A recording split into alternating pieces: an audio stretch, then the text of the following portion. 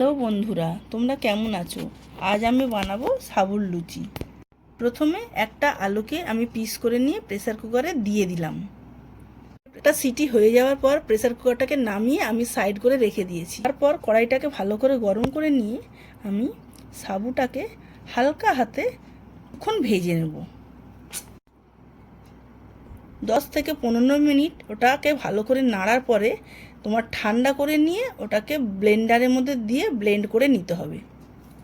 Blend করে নেওয়ার পর আমি সাবুর পাউডারটাকে নিয়ে আমি ওর মধ্যে সিদ্ধ করা আলুটাকে দিয়ে দিলাম। এরপর আমি দিলাম সামান্য একটু চিলি ফ্লেক্স আর কিছু কুচানো ধনিয়া পাতা, পরিমাণ মতো লবণ আর 3 টেবিল চামচ সাদা তেল দিয়ে দিলাম। সাবুর পাউডারটা আর আলুটাকে ভালো করে হালকা হাতে মেখে নেব। আমি নর্মাল জল দিয়ে এই সাবুর পাউডারটাকে আমি ভালো করে মেখে নিলাম।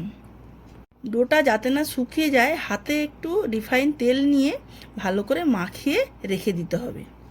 ঘন্টার মতন ডোটাকে ঢাকা দিয়ে রেখে দিয়ে ভালো করে এটাকে মেখে নিতে হবে।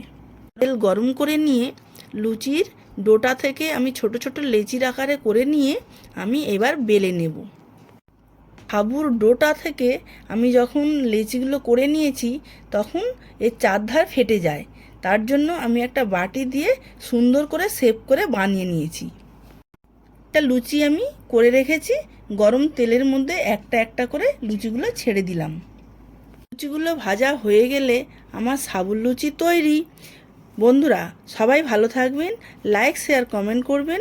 রেসিপিটা ভালো লাগলে অবশ্যই সাবস্ক্রাইব করবেন।